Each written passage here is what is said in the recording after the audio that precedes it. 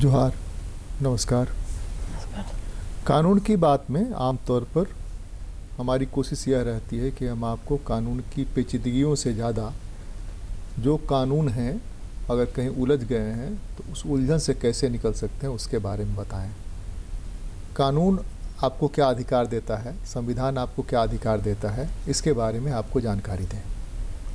हमारी कोशिश यह रहती है कि जहां आप थक करके, परेशान हो करके, हिम्मत हार चुके हैं, वहां हम आपको हिम्मत दें कि आप अपने हक की लड़ाई आगे लड़ सकते हैं। उस लड़ने में कोई आर्थिक बाधा आपको नहीं आएगी।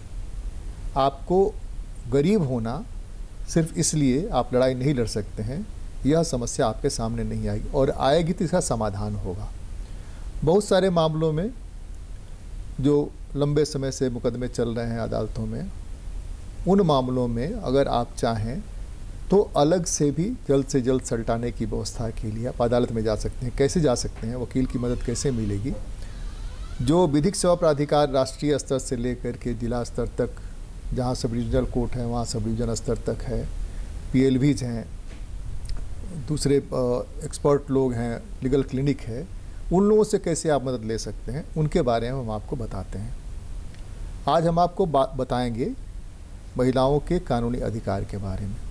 आपको पता ये है कि भारत का संविधान जो है वह समानता की बात करता है, और सब चीज़ में समानता, स्त्री पुरुष समानता, अब तो एक नया लिंग आ गया ट्रांसजेंडर, उसमें कोई असमान नहीं होगा, न अवसर में, न पढ़ाई लिखाई में, न ही वोट के राइट में।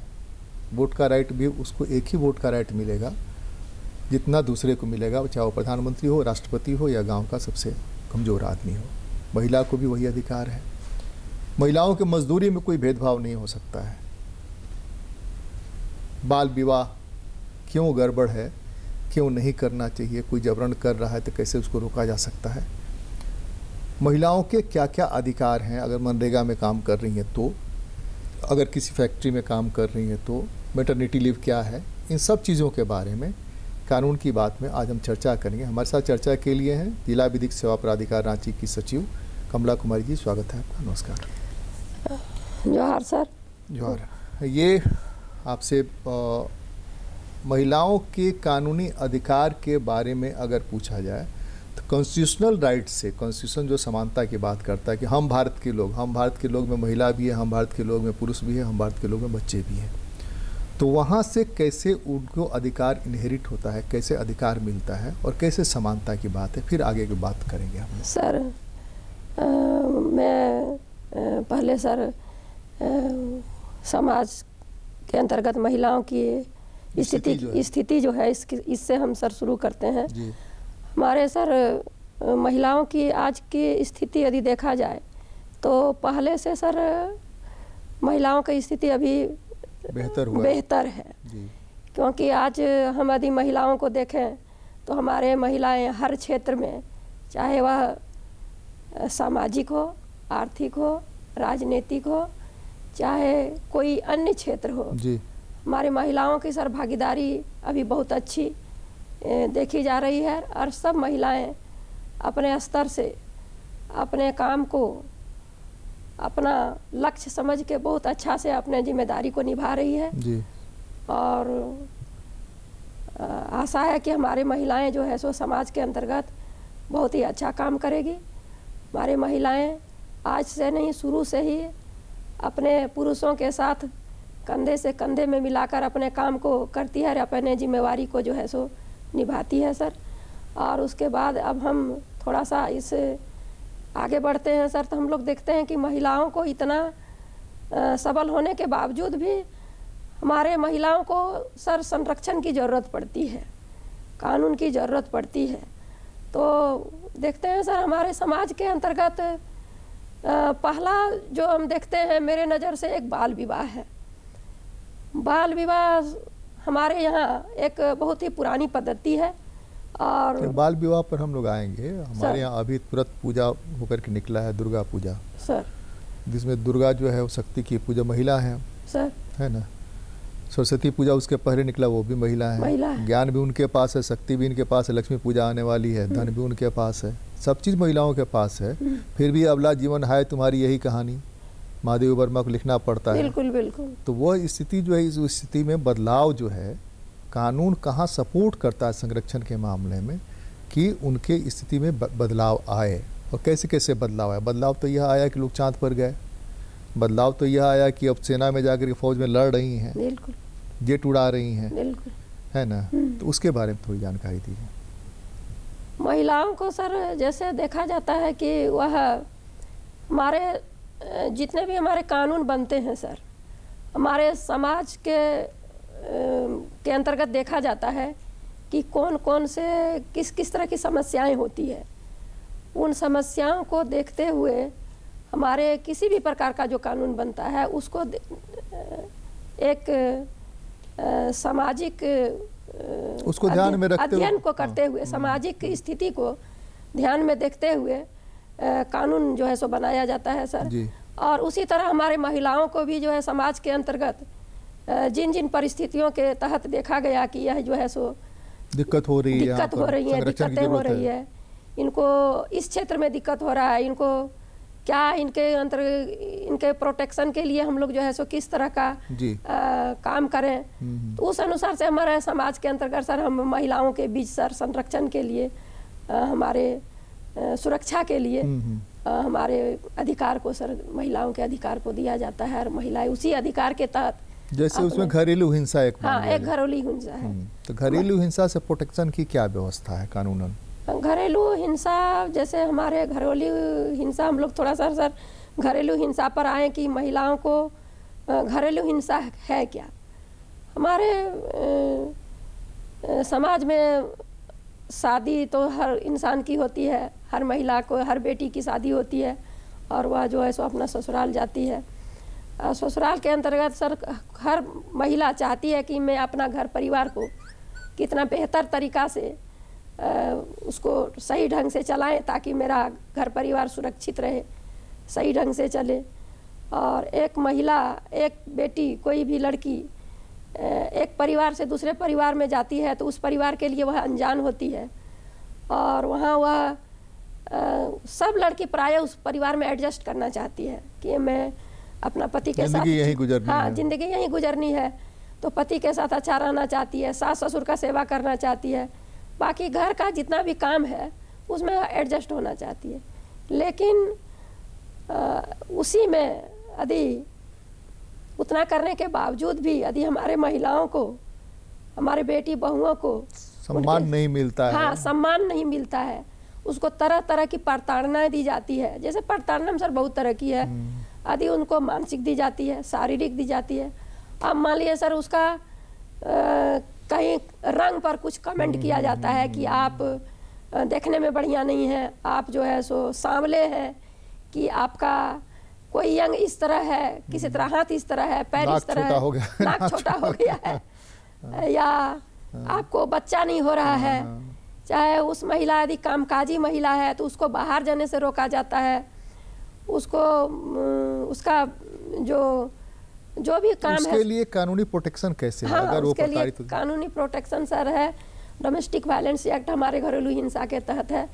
तो उसमें सर हमारे महिलाएं जो है, अभी हमारे संरक्षण पदाधिकारी CDPO है, CDPO के यहाँ वो सर आवेदन देती है, और वो सीधे आपके यहाँ DLSA में आ सकते हैं? हाँ, मेरे यहाँ सर DLSA, यदि उसको सर कुछ नहीं मिला तो मेरे यहाँ तो सीधे वो DLSA, हम लोग अभी पैन इंडिया के तहत इसका अवेयरनेस भी कर रहे हैं कि आपका यह अधिकार है, उसके अधिकार के बारे में हम लोग बताते हैं, और कहते हैं कि यदि आपको किसी तरह की भी समस्या हो, यदि आपको कुछ क्या परेशानी आप लोग संरक्षण कैसे देती हैं? एक तो ये है कि घर में अगर उसके साथ प्रताड़ना हो रही है लेकिन घर में ही रहना है, उसी घर में रहना है, तो उसी में सुरक्षित रहे, तो कैसे व्यवस्था करते हैं आप? उसके लिए सर हम लोग उसको, जैसे हमारे संरक्षण पदाधिकारी का उसमें यदि रिपोर्ट आ जाता है तो वहाँ उसके घर वालों को समझाया जाता है, उसको प्रोटेक्शन पदाधिकारी माना जाता है, तो वो पूरा डिटेल देती है।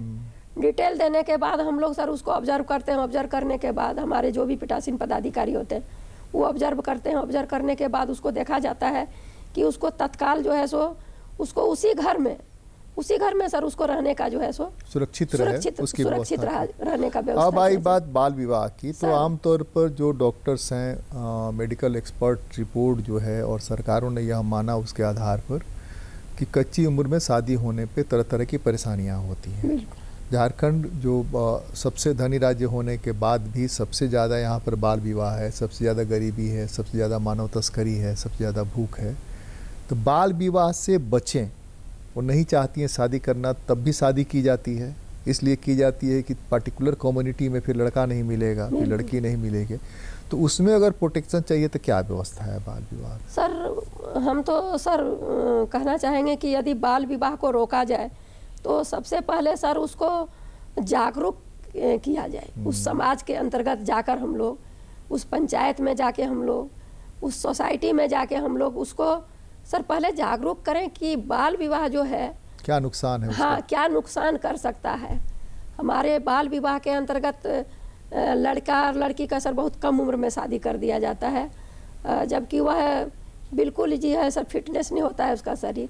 स्वाभाविक है कि सर शादी कर देने के बाद लड़कियां बच्ची माँ बनने के लिए जैसे उसको तो प्राकृतिक नियम है तो माँ बनती ही है। माँ बनने के बाद सर उसका शरीर जो है सर कमज़ोर हो जाता है और शायद वो सर अपना गृहस्थी जीवन जो है सही ढंग से कई तरह की बीमारियां लग जाती हैं, बीमारी हो जाती है, बच्चा भी स्वस्थ नहीं होता है। तो सर इसका सबसे बड़ा नुकसान है कि यदि नाबालिग में शादी होता है और वह जब बालिग हो जाता है, जब किसी तरह का उसको पता चलता है कि हमको नाबालिग में ही शादी हो गया है, तो एक विडंबना यहाँ है सर कि वह शादी जो है ना शून्य हो जाता है, मतलब वह कभी भी वाइड हो जाता है इस तरह का। तो उसके लिए क्या करना पड़ता है? उसके लिए मान लीजिए कि दो चीज़ हम जानना चाहेंगे। एक, किसी का बाल विवाह हो रहा है, वो लड़की नहीं चाहती है शादी करना, लड़का नहीं चाहता है शादी करना, उसमें उसको क्या करना चाहिए? कैसे सर हम लोग को तत्काल सर जो हमारे आपके पीएलवी को खबर करे? हाँ, आदि हमारे पीएलवी या लीगल क्लिनिक में खबर करे? लीगल हमारे पीएलवी सर हर जगह है, हर क्षेत्र में है। हमारे यहाँ सर 18 ब्लॉक है अभी, 18 ब्लॉक में सर हमारा लीगल एड क्लिनिक है जी। और हमारे पीएलवी जो है पैरालीगल वॉलंटियर हमारे गांव में भी काम करते हैं। तो यदि हमारे पैरालीगल वॉलंटियर को उसकी खबर यदि हो जाती है तो तत्काल जो है सो वह अपना पुलिस प्रशासन के माध्यम से, चाहे जो भी पदाधिकारी होते हैं उनके मेल से वो जो है तत्काल जो है सो उसको जो है रोकते हैं। तो इस तरह का सर हम लोग जो है सो। और अगर शादी हो गई और उसको वाइड करना है तो कैसे, वो क्या कहाँ जाना पड़ेगा उनको, लड़का या लड़की को, कि शादी हम नहीं मानने हैं, हमारी शादी कर दी? किस एज तक इंतजार कर सकती हैं वो? जब तक बालिग नहीं हो जाता है।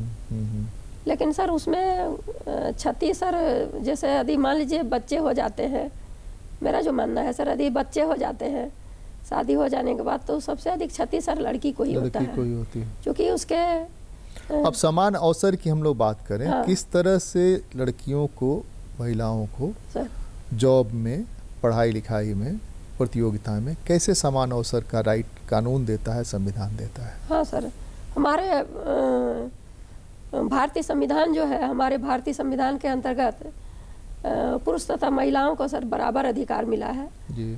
उसमें सर लिंग के भेदभाव के आधार पर जो है सर उसमें कोई भी जो है सो भेदभाव नहीं किया जा सकता है। जैसे हमारे कोई भी कामकाजी महिला है तो एक ही क्षेत्र में यदि है तो उस महिला को पुरुष के बराबर सर उसको जो है मजदूरी मिलता है।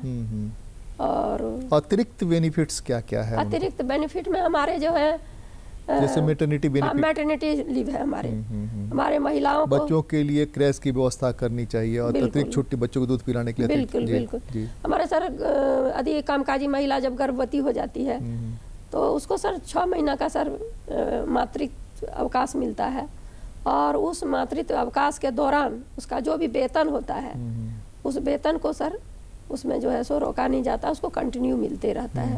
तो हमारे अतिरिक्त जो है सो इस तरह का व्यवस्था है हमारे।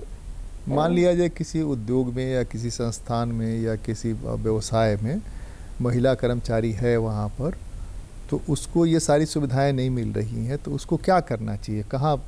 उसके लिए सर हर डिपार्टमेंट में एक कंप्लेन कमेटी होता है।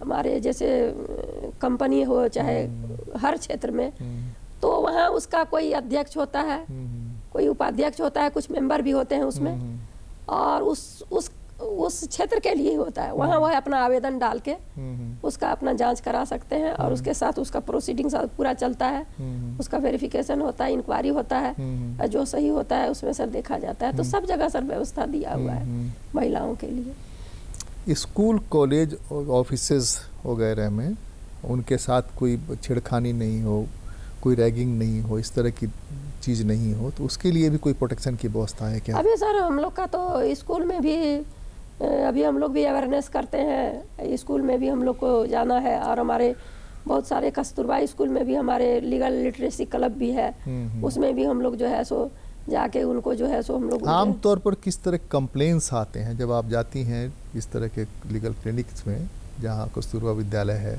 या लड़कियों संबंधित जो भी आश्रम है, संस्थान है, वहाँ पर कंप्लेन किस तरह के आप ऑब्जर्व करती हैं? सामान्य कंप्लेन क्या होता है? विद्यालय में सर हम लोग जैसे एक बार अभी हम लोग क्या कि कस्तूरबा विद्यालय सिर्फ लड़कियों का विद्यालय? हाँ, लड़कियों का विद्यालय है। तो लड़कियों में वहाँ नहीं कह सकता कि हमारे साथ असमान वो हो रहा है कि यहाँ लड़कों को अलग से ट्रीटमेंट मिलता है, हमको अलग ट्रीटमेंट, वो तो नहीं हो सकता है। तो वहाँ आमतौर पर किस तरह क्लिनिक आती है, किस तरह का अवेयरनेस देते हैं आप? शादी का एक हो सकता है कि बाल विवाह हमारे घर से के लोग शादी करने हाँ के सर, हम लोग वहाँ जैसे जाते हैं तो उनको लड़कियों लोग को सर हम लोग लड़की लोग से मिलते हैं, और उनसे हम लोग उनसे पढ़ाई लिखाई के बारे में बात करते हैं।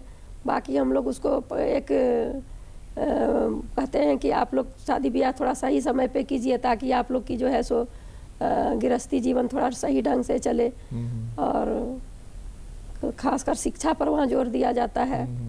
यही सब सर बातें होती हैं। अब जैसे कि आम तौर पर एक कंप्लेन रहता है डायन वाला, जो झारखंड में सबसे ज़्यादा है, महिलाओं के अधिकार के बियॉन्ड, महिलाओं के अपमान नहीं, महिलाओं के पूरी पहचान, अस्मिता का सवाल है वहाँ पर, डायन वाला। उसमें उनको अवेयर करने, उनको अलर्ट करने, उनको प्रोटेक्ट करने के लिए क्या रास्ता है, क्या कानूनी अधिकार है कि उनको कोई अगर कुछ कहता है कि डायन है तो उनको क्या करना चाहिए, कहाँ जाना चाहिए तुरंत प्रोटेक्शन के लिए? बिल्कुल सर, यदि यह जो है सर हमारे सबसे कुरीति यदि है हमारे समाज के अंतर्गत, ये एक जो डायन प्रथा का है, जो ये अंधविश्वास है, जो उसमें आदमी जादू टोना करता है, ये सर बहुत बड़का सर एक कुरीति है। और इसे सर यदि हम लोग के यदि उस तरह का हम लोग का डायन प्रथा पर, विच क्राफ्ट पर भी हम लोग सर इसका अवेयरनेस करते हैं, तो उसमें सर पहले तो उसको हम लोग कहते हैं कि यह कोई चीज़ नहीं है, ये डायन प्रथा जो है ये कोई चीज़ नहीं है, कोई जंतर मंतर नहीं होता, कोई जंतर मंतर नहीं है। यदि ऐसा होता जंतर मंतर तो क्या हमारे देश के अंतर्गत इतना जो सेनाएं लड़ रही है हमारे बॉर्डर पर, तो यदि वैसा जंतर मंतर होता तो यदि ले जाते जादू टोना कर देता तो हमारा देश को जो उतना जो है सैनिक रखने का जरूरत नहीं पड़ता। तो हम लोग सर जहाँ भी इस तरह का जागरूकता का अभियान चलाते हैं, हम लोग जो इस मैटर पर जहाँ हम लोग बात करते हैं, तो हम लोग प्राय गांव में अधिक जहाँ जाते हैं इस चर्चा को करते हैं और कहते हैं कि इस तरह का कोई बात नहीं है। आप लोग जो कहते हैं कि इसका शकल खराब है, ये डायन है, ये इसने इसको खा गया, इसने मार दिया, तो यदि खाने का बात है और जादू टोना करने की जहाँ तक बात है, तो मान लीजिए हमारे बॉर्डर पर जो इतना सैनिक सब लगे हुए हैं, वहाँ सारे डायन को ले जाकर हम लोग इकट्ठे कर देंगे, तो अपना मंत्र मारेगी, जादू टोना करेगी, तो पूरा इससे मेरा देश का भी संरक्षण होगा। तो सर इस तरह का हम लोग समझाते हैं उन लोग को, लेकिन इसके बावजूद भी यदि इस तरह का बात होता है, तो हम जैसे अभी हम DLSA सेक्रेटरी हैं, तो हम लोग सबसे पहले हम लोग को यदि खबर आता है तो हम लोग जो है सो PLB को खबर करते हैं, और हम लोग टीम बना के जहाँ ज़रूरत पड़ता है मैं खुद भी जाती हूँ और खुद जाके वहाँ देखती हूँ कि क्या चीज़ है नहीं है, और उसका संरक्षण के लिए सर हम लोग उसका संबंधित थाना को फिर फ़ोन करते हैं, उसका हम लोग उसका जो भी प्रोटेक्शन का होता है वो जो है सो हम लोग करते हैं। डायन एक्ट जो है जितना भी नॉन अवेलेबल है उसको अच्छा सर पनिशमेंट मिलता है। तो इस तरह से उसको कुरीति को निकालने का एक यही सब रास्ता है सर। अभी कोरोना काल में बहुत सारी लड़कियां अनाथ हो गई हैं, माँ बाप दोनों चले गए, तो उनको ज़िंदगी मिले, एक बेहतर ज़िंदगी मिले, तो उसमें आप लोग कुछ कर रही हैं क्या? उसके लिए कोई उपाय है क्या? जैसे 2 स्कीम आपके यहाँ, फोस्टर केयर स्कीम और स्पॉन्सरशिप स्कीम, तो उसमें आपके संरक्षक या एक्सिक्यूटिव चेयरमैन उन्होंने? सर हमारे executive chairman sir honourable Apresh Kumar sir हम लोग के इस अभी शिशु प्रोजेक्ट जो लॉन्च किए थे सर, हम लोग को सर उसमें हम लोग को आदेश मिला था कि यदि कोई भी बच्ची जिसका माँ या बाप मर गया हो तो उसको हम लोग को विशेष तौर पे देखना है। और उसमें सर हम लोग का अभियान चला था और अभी भी हम लोग उसके खोज में है कि जहाँ भी मिल जाए हम लोग उसका जो भी उसका प्रोटेक्शन का हम लोग का जो होगा, जो भी उसका सरकारी सुविधा होगा हम लोग करेंगे सर। उसमें हम लोग करते थे क्या कि यदि हम लोग को PLB के माध्यम से चाहे किसी के माध्यम से हम लोग को पता चल जाता था कि यह कोरोना से इनके माँ बाप कुछ मर गए हैं, चाहे माँ मर गए हैं, चाहे बाप मर गए हैं, चाहे दोनों मर गए हैं, तो सर हम लोग उसके घर तक जाते थे। PLB हम लोग के भी साथ रहते थे और हम लोग भी जाते थे उसके साथ, अपना टीम के साथ, जो हमारा DLSA का टीम होता है उस टीम के साथ हम लोग उसके घर तक जाते थे और उसके घर की स्थिति को हम लोग देखते थे। उसके बच्चे कैसे हैं, उसकी जो हमारे बच्चे की माँ है उस माँ को हम लोग देखते थे और हम लोग उसका जो है सो सारा रिपोर्टिंग करते थे। आने के बाद हम लोग उसको तत्काल सर हम लोग उसको जो महिला रहती थी, जो विधवा महिला रहती थी, उसको हम लोग विधवा पेंशन, और यदि उसके सास ससुर हैं माने जो बच्चे हैं उसके यदि दादा दादी हैं तो उसका हम लोग सर वृद्धा पेंशन, और जो महिला है उसका विधवा पेंशन के लिए हम लोग अटेंडरम तुरंत जो है सो उसका संबंधित पदाधिकारी जो प्रशासनिक के माध्यम से होते हैं उनको हम लोग सर खबर करके चाहे अपना DLSA में बुला के उसका हम लोग बोलते थे कि जो भी प्रक्रिया है इसको जल्दी कीजिए, तुरंत इसको कराइए। तो उसके लिए सर हम लोग स्पेशल उसको चिट्ठी भेजते थे कि इतना हमारे यहाँ जो है इस तरह का है, और उसको जो है सो तत्काल उसका जो खाने पीने का जो भी है यदि उसको सारा सर वृद्धा पेंशन, विधवा पेंशन, और उसके तहत सर एक पारिवारिक लाभ भी मिलता है, उसको 20 से 25 हज़ार रुपया इस तरह का मिलता है। तो सर उसका भी हम लोग जो है कोशिश करते हैं। उसमें एक पारिवारिक सूची दिया जाता है, वो पारिवारिक सूची अंचल के माध्यम से उसको बनता है, बनाने के बाद उसको पारिवारिक लाभ दिया जाता है एक मुश्त में। उसके बाद उसका विधवा पेंशन मिलते रहता है, और उसके दादा दादी यदि हैं तो उसका वृद्धा पेंशन। तो सर उसका घर में खाने पीने का सब कुछ, और वो जो बच्ची है उसको हम लोग सर CWC में उससे हम लोग उसको पोस्टर केयर और उसका जो है वो प्रोसेस में उसको जोड़ के जो भी उसका जब तक वह बच्ची सर बालिग नहीं हो जाए उसको 2000 रुपया करके शायद मिलता है, तो उसका खाता में आते रहता है। इस तरह का प्रावधान है सर। हमारे व्यूअर्स जो देख रहे हैं सर, तो वो व्यूअर्स में महिलाओं की बड़ी संख्या भी हो सकती है, तो उनके पास अगर कोई इस तरह का उनके राइट्स पर मामला बनता है तो वो कैसे, किसके पास जाएं? फिलहाल तत्काल उनको कहाँ से संरक्षण मिलेगा? जो कानूनी अधिकार, संवैधानिक अधिकार है, तो एक तो हो गया कि आपने बताया कि DLSA है, DLSA में हमारे यहाँ सीधे आ सकती है जब कहीं कोई जगह नहीं मिल रही है। दूसरे घरेलू हिंसा के मामले में बताया आपने कि CDP का PO के यहाँ जा सकती हैं, पुलिस स्टेशन जा सकती हैं। लेकिन महिलाओं की स्थिति थोड़ा अलग किस्म की होती है। हम कह लें दुर्गा, लक्ष्मी, सरस्वती की बात तो अच्छी लगती है, लेकिन स्थिति ये है कि पुलिस स्टेशन में जाने पर उसके साथ क्या गुजरती है आप समझ सकती हैं, कितना डर लगता है, और जाने पर फिर उसका रिएक्शन आप समझिए घर वालों में क्या होता है। तो कैसे वो खबर करें ताकि उनको प्रोटेक्शन मिल सके? सर सबसे पहले तो मैं सर कहना चाहूँगी कि हमारे जो पैरालीगल वॉलंटियर है वो सर हमारे हर ब्लॉक में है, हर उसका सर वो हर गांव को देखते हैं अपना। तो वो सर पहले अपना आवेदन जो है सर अपना पैरालीगल वॉलंटियर को भी दे सकते हैं। पैरालीगल वॉलंटियर हम लोग तक पहुंचाते हैं। वो महिला यदि वहाँ से यहाँ हम लोग तक आना चाहती है तो हम लोग उसको बुलाते हैं। और सर अभी हमारे सर माननीय झालसा के निर्देशानुसार सर, हमारे एक्सिक्यूटिव चेयरमैन के निर्देशानुसार सर, हमारे अभी सारे पोस्ट ऑफिस में सर इसका सर एक अवेयरनेस होने वाला है। हम लोग उसका सर अभी 1-2 दिन में सर शुरू करने वाले हैं सर। और हम लोग सर इसका कहीं मैंने पोस्टमैन जो है उनको कंप्लेन दे सकते हैं, कंप्लेन दे सकते हैं, और पोस्टमैन हम लोग को सर हम लोग तक पहुंचाएंगे सर। अभी मैंने उसके घर तक, जी उसके घर तक वो जाएंगे, उसका कलेक्ट करके हम लोग तक सब पहुंचाएंगे। मैंने पोस्टमैन की पहुंच चुकी गांव-गांव, घर-घर तक है, सबको जानते पहचानते हैं। तो अगर किसी को कंप्लेन है तो पोस्टमैन के यहाँ कंप्लेन लिखा सकती हैं, और वो कंप्लेन DLSA आ जाएगा और DLSA तुरंत इंटरटेन करेगा। उसके अलावा सर हमारे एक ऐप भी है जी, हमारे एक ऐप भी है सर। उसके माध्यम से यदि उसको कोई भी दिक्कत है सर वो हमारे एक ऐप है, वो झालसा खोलने से भी मिल जाता है। झालसा भी नालसा लीगल सर्विस। हाँ, नालसा लीगल सर्विस है सर। इसमें भी वो जो है सो अपना आवेदन वो घर बैठे सर उसमें डाउनलोड कर सकते हैं, जो सीधे पहुंचेगा डीएलएसए में।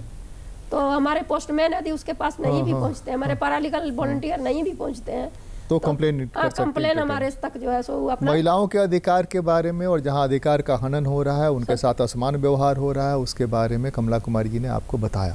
लेकिन हमारे बताने और कहने का मतलब तब सार्थक होगा जब आप इस पर अमल करें और आप एक बेहतर ज़िंदगी जिएं। कानून की बात में आज तो बस इतना ही। अगली बार मिलें, किसी और मुद्दे पर बात करेंगे। नमस्कार, आपको धन्यवाद।